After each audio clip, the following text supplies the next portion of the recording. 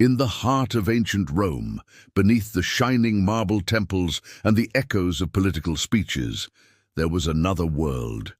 It was not the world of senators, generals, or poets. It was the hidden machinery that sustained the empire's grandeur, a marketplace where human lives were exchanged with the same cold precision as cattle or grain. This was the silent commerce of the slave markets. Among the many lives caught in this system, one group remains both troubling and often forgotten. These were young boys, chosen not for strength or labor, but for roles that would bind them to the households of the wealthy and powerful. They were seen as ornaments, valued for refinement, elegance, and appearance, destined to live close to power, yet deprived of any of their own. To the Roman elite, these boys were property, no different than furniture or livestock, except that they could speak, obey, and be trained. Public auctions took place in spaces like the Forum Boarium near the Tiber River, where the noise of bargaining echoed through the streets. There, individuals stood on platforms, signs around their necks listing their origins and qualities. For some, their fate was already sealed by their birthplace. Greeks, Syrians, Thracians, and Phrygians were especially prized, thought to carry refinement in their manners and features. Writers of the time, such as the satirist Juvenal, did not ignore this trade. With sharp irony, he remarked that a single boy with curling hair could cost more than a farm. His words revealed the contradiction of a society that built laws, art, and philosophy, yet reduced human life to objects of luxury. Rome had conquered the Mediterranean, but it also consumed it, absorbing not only wealth and goods, but people. Once purchased, the life of such a youth was one of constant oversight. They were trained, shaped, and confined. Their days were filled with tasks meant to serve the image of elegance, grooming, carrying, performing, or simply being present. To exist in these households was to become part of a display, a living element of wealth and taste. Behind the walls of palaces, senators and poets gathered, and emperors plotted the affairs of state. Within the same walls, these young slaves moved quietly, ever observed, never free. They inhabited spaces filled with marble, gold, and endless refinement. But their own voices were silenced. Every gesture was regulated, every moment restricted. Their surroundings were opulent, yet their condition was one of total dependence. Rome not only tolerated this system, it made it an institution. The trade in enslaved boys was not hidden. It was accepted as a normal aspect of elite life, woven into the fabric of privilege. To be refined was to possess not only art, land, or libraries, but also living beings whose presence reflected status, and yet this was only the beginning. For some, the path grew darker still. To be chosen for the imperial household was considered the highest honor, but it was also the greatest loss of self. For in the emperor's domain, ownership was never enough. What was demanded, there was absolute control. Within the walls of the imperial palace, the balance between power and control was pushed to its most extreme form. The emperor's household was unlike any other. Here, everything was designed to reflect authority, not only through ceremonies, statues, and laws, but through the very people who served him. In this space, young slaves were shaped into symbols. Their presence was not accidental. It was carefully curated to display refinement, discipline, and obedience. The Romans often borrowed customs from the East, even as they criticized them. Among these customs was the employment of eunuchs, figures who became a quiet but significant part of imperial life. Known in Roman sources as spadones, they were enslaved boys or young men whose status was altered, marking them as separate and exclusive. To the Roman elite, their existence symbolized submission and hierarchy, even if many writers describe them as unnatural or foreign. This contradiction reveals much about Rome itself. On one hand, Roman law officially forbade physical alterations, citing the Lex Cornelia. On the other hand, the practice quietly persisted, especially within households close to the throne. Laws were strict for the powerless, but flexible for the powerful. What was condemned in theory could be embraced in practice if it suited the desires of those at the top. Historical accounts suggest that some of these enslaved youths were brought from regions such as Cappadocia, Parthia, or Asia Minor, areas long associated with courtly traditions. To the Roman elite, these individuals carried a particular value, one that went beyond labor or beauty. They became instruments of status, reflections of exclusivity, and silent participants in the theater of imperial authority. Life inside the palace was one of constant ritual. Every gesture mattered, every action carried meaning. These boys did not live as ordinary slaves. They were caught in an environment where luxury was overwhelming, but personal freedom was absent. They walked through marble corridors and golden halls, yet their lives were entirely scripted by the will of their masters. The contradiction extended further. Publicly, Roman culture valued strength, masculinity, and independence. Privately, however, the imperial court surrounded itself with figures who embodied fragility, elegance, and submission. This paradox reveals the hidden truths of empire. What was praised in speeches was not always what was practiced in the shadows. In this way, the Roman elite turned human beings into symbols of their own dominance. These youths became more than servants. They were representations of control itself. Their very existence reminded the court that the emperor's reach extended everywhere, over conquered provinces, over cities, and even over the most intimate aspects of life. Yet behind this display was silence. For those living within the imperial household, identity was stripped away. They no longer belonged to their families or their homelands. They belonged entirely to the empire. Their roles were carefully crafted, their voices unheard. This was the hidden reality of Rome's grandeur, a world where refinement concealed domination and luxury was built upon invisible suffering. The empire that celebrated law and order also thrived on contradictions it refused to acknowledge. And within the palace walls, the price of elegance was nothing less than human freedom. The life of an enslaved youth inside Rome's imperial sphere was marked by paradox. On the surface, it seemed like a position of privilege, golden halls, access to emperors, the chance to witness the most powerful figures in the empire at close range. But beneath this glittering facade was a reality of control, confinement, and silence. These boys were visible to all, yet their voices were erased. They were part of the spectacle of Roman power, yet excluded from its rewards. One of the most striking examples comes from the life of Sporus, an enslaved youth drawn into the orbit of Emperor Nero.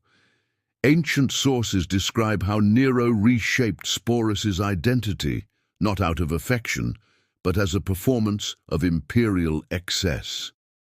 He was dressed in luxurious garments, paraded before crowds, and placed beside the emperor at public events. Nero reportedly gave him a new name, one that echoed the emperor's deceased spouse, creating a theatrical replacement that blurred the line between personal desire and political dominance. To the outside world, this display was shocking, even scandalous, but within the palace, it was another demonstration of Rome's contradictions. An emperor who ruled millions could also remake the life of a single enslaved youth into a living symbol of control. In this act, the limits of power were stretched to their most intimate extremes. Sporus's story was not unique. Ancient writers mention others, sometimes delicately, sometimes with sharp criticism. These figures were remembered not for who they were, but for what they represented: instruments of status, tokens of luxury, and reflections of a society that often confused refinement with possession. Their roles were carefully shaped to fit the desires of those in command, leaving little space for their own humanity. The villa of Emperor Tiberius on Capri also became the subject of troubling reports. While historians caution that some accounts may have been exaggerated or colored by political hostility, the fact that multiple sources repeated them suggests a deeper truth about the unease surrounding imperial households.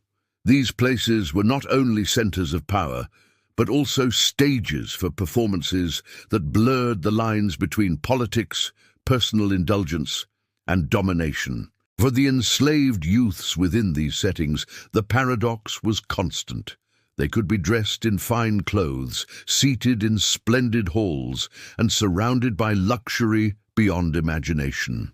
Yet all of this masked their lack of agency.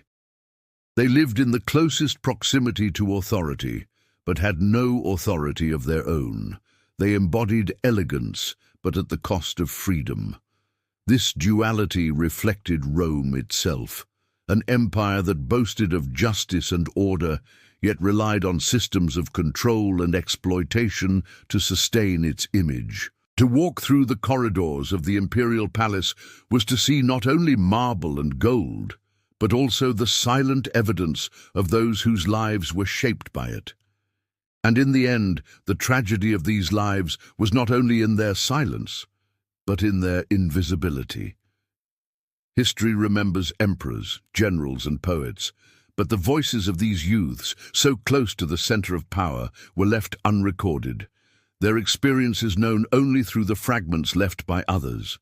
The tragedy of these lives lies not only in their silence, but in how thoroughly they were woven into the spectacle of Roman grandeur. Their identities became instruments of display, their roles shaped to reflect the wealth and status of those who owned them. They were never remembered for themselves, only for how they served as symbols. Roman society, obsessed with appearances, used these enslaved youths as living ornaments. They might be taught music, poetry, or refined manners, not for their own growth, but to enhance the prestige of their masters. Their elegance became an extension of elite image, a way to impress guests and rivals. To sit quietly in the background, adorned in fine clothing, was itself a performance that reflected the household's refinement. Yet beneath this polished exterior was a life of constant control. Every gesture was monitored, every word shaped by discipline. Their surroundings may have been filled with marble floors and painted ceilings, but those walls confined rather than liberated.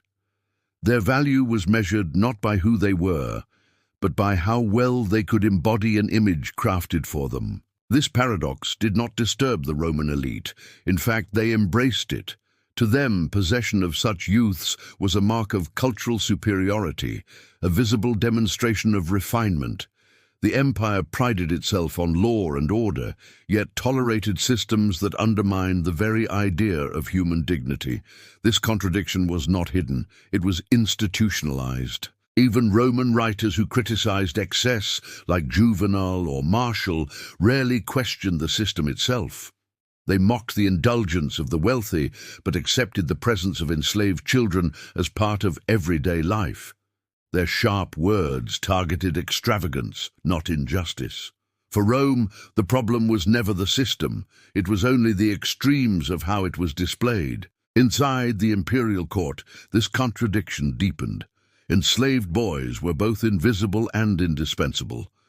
They moved silently among senators, poets, and emperors, maintaining appearances while never being seen as individuals. They lived in the most visible spaces of the empire, yet their identities were erased. Their lives were testimonies not of freedom, but of how thoroughly power could reshape human existence. The accounts of figures like Sporus or the rumors around Tiberius's villa are not just stories of excess, they are reflections of the empire's character. They reveal how power could reach into the smallest corners of life, transforming people into instruments of spectacle. Even in the midst of glory, there was always an undercurrent of control. And still, these youths remain largely absent from history. Their stories are fragmented, filtered through the pens of satirists or historians who often had their own agendas. What remains is a shadow, a faint trace of lives, lived in proximity to unimaginable power, yet stripped of agency. To consider their existence is to confront the hidden cost of Rome's grandeur. Every triumphal arch, every marble forum, every golden hall was mirrored by lives that were silenced to make it possible. Rome's greatness shone brightly, but its shadows were just as vast. To look at Rome's grandeur is to see only part of the story. The arches, temples, and monuments remain, testaments to the empire's vision of itself. But behind those stones were lives that made such splendor possible, lives that history rarely allows us to see clearly. The enslaved boys of the imperial household stand as one of the most haunting examples of this truth. Their existence was shaped entirely by forces beyond their control. They were taken from families, lands, and identities, absorbed into a system that valued them not as individuals, but as reflections of status. In the households of the elite, their presence reinforced the idea that luxury and refinement required not just wealth, but ownership of human lives. In the palace of the emperor, their roles became even more symbolic, expressions of absolute power, molded into living displays that served no purpose beyond reinforcing authority. What makes their story especially tragic is the paradox of proximity. They lived near the very heart of power, closer to emperors than most citizens could ever dream. Yet this closeness brought no freedom, no influence, no legacy. They could sit beside rulers at public events, sleep in rooms lined with golden couches, and dress in garments finer than those of ordinary Romans, but their lives were not their own. Their identities were erased in the service of spectacle. The empire often prided itself on law, justice, and rational order. But the stories of these youths reveal the fractures beneath that image. Rome's laws might declare certain practices forbidden, yet in practice, the will of the powerful reshaped reality. Official prohibitions meant little when emperors and nobles chose to ignore them. In this way, the very core of Roman order was built on contradictions, its ideals undermined by its own luxuries. Writers like Juvenal asked, "Who will guard the guards themselves?" The question captures the essence of the empire's hidden cruelty. When those at the top could command absolute control, who was left to question their actions? The enslaved had no voice, and the elite had little reason to confront their own contradictions. The system persisted because it was convenient, profitable, and deeply rooted in the culture of power. To remember these forgotten lives is not simply to revisit a dark chapter of history. It is to recognize the hidden costs of empire, the ways in which power consumes the vulnerable to maintain its image of greatness. The silence of these boys is a silence imposed by history itself, a silence that reminds us that even the most celebrated civilizations are built on shadows. Their stories may be fragmented, but their existence forces us to confront the uncomfortable truth that refinement and cruelty often walked hand in hand. Rome's greatness dazzled the world, but it also concealed lives lived under unrelenting control. And perhaps that is the greatest lesson. Beneath every triumphal arch and golden hall, there are voices unheard, lives unseen, and stories waiting to be remembered.